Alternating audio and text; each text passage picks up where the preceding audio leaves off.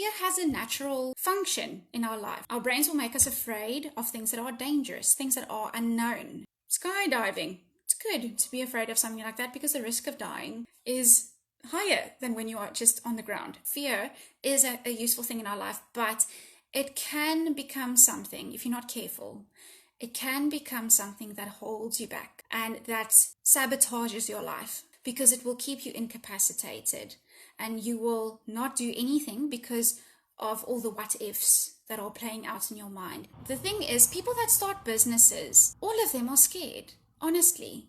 I'm still scared all the time. Tomorrow's baking day. I'm baking for clients. They'll be collecting on Friday. I guarantee you that I'm going to be scared. I'm already nervous that, what if things don't work out? What if I drop a cake? There are so many what ifs in our life, right? But all of that is just fiction. It's not real.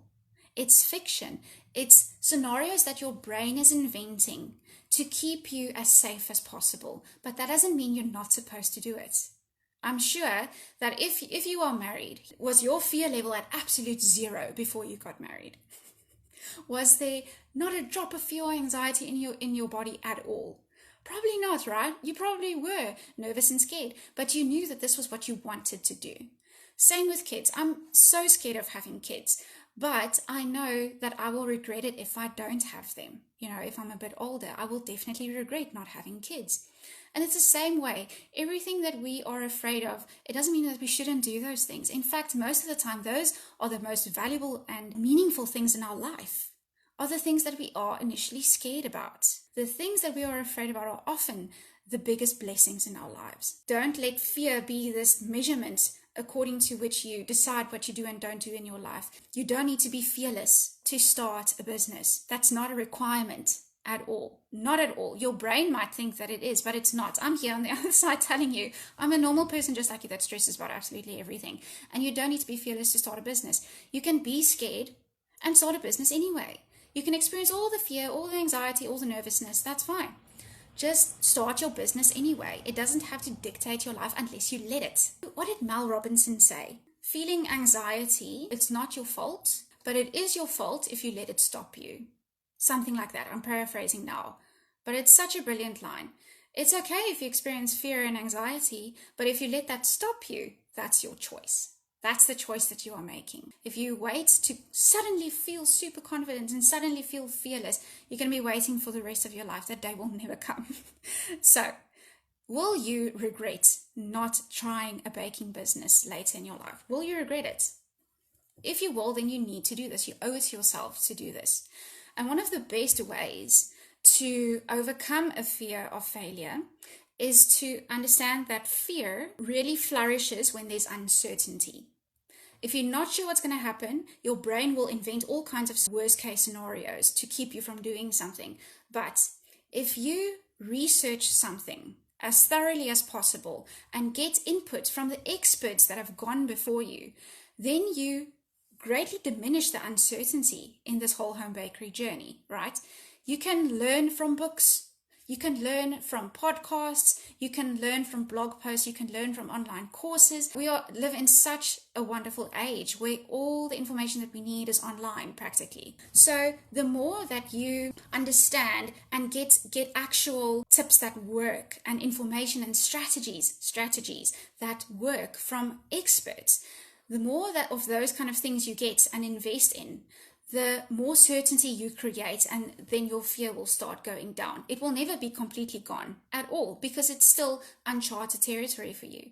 But the more certainty you get, the more your fear will start dropping down. Let me compare it to baking for a moment. If you just have a heap of ingredients and you whack them all together and hope for the best, you're obviously going to be very nervous. Is this thing going to work? Isn't it? Oh dear, I don't know what's going to happen. But if you follow a recipe with exact quantities for the ingredients, the exact step-by-step method, then you don't need to be scared, right? Because then you know the cake is going to come out nicely or the brownies are going to come out great. And it's the same way in a business. You need to understand the strategies that actually work so that you then won't repeat all the mistakes that the people before you have. You can learn from other people's mistakes by reading books, doing courses, listening to podcasts, things like that. And if you want to read books and get more certainty, then you can just leave a comment below and say business books, and then I'll give you a link to a blog post that I wrote about the business books that have transformed my home bakery. I winged it for a number of years, and then it was just chaos. I did have moments where things were going well, but in general it was quite chaotic. I was so stubborn before that. My husband would constantly tell me, Aurelia, maybe this book will help your business. And I was like, no, I'm fine. I don't need to read. Reading is boring. Marketing is boring. Business books are boring. I don't want to know anything about that stuff. But I was so proud and stupid. I regret not learning from experts sooner. That is one of the biggest regrets in my home bakery. I regret doing it on my own and complaining all the while of how I didn't have clients and sales, but I didn't read all these tips and strategies from people that have actually gone through this whole journey. They know what they're talking about. So write books in the comments, and then I'll send you a link to my blog post about books. And then there's one last piece of advice I have to offer. Maybe you are afraid that customers will be disappointed in you. Now, let me save you the suspense. They will. At some point, someone is not going to be happy with you, because you can't be perfect all the time. No one can. And a business doesn't succeed because you are perfect all the time or do everything right and never make any mistakes. There aren't any such people on earth. There is no such business. You are going to make mistakes along the way, and that's all right. That's totally okay. At some point, a customer is not going to be happy with what you made for them, but this is actually a great opportunity. I used to dread it. If someone, the idea of someone not liking what I made for them, that would just be the worst thing in the world. But I've learned a different perspective over time. And it's because of a podcast I listened about Trader Joe's in America and how they handle things. They have this amazing perspective that when a customer is upset, it's actually a brilliant opportunity to win them over. It's an opportunity to surprise them and to over-deliver. It's very important in your business to know how you are going to deal with customers that are upset.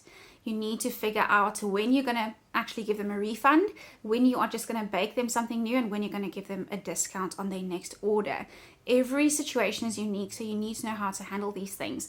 And I've actually outlined my entire process in detail for you on a blog post. So the link to that is below this video, so you know how to deal with upset or difficult customers. That's going to be a big help for you, so check that link out below this video. If you want to learn more about home bakery mindsets that help you become successful faster, then watch this video next about comparison. If you struggle with a fear of failure, I am pretty sure you struggle with comparison as well. Don't stress about it. I can help you out. Watch that video next, and I'll see you next time. Bye.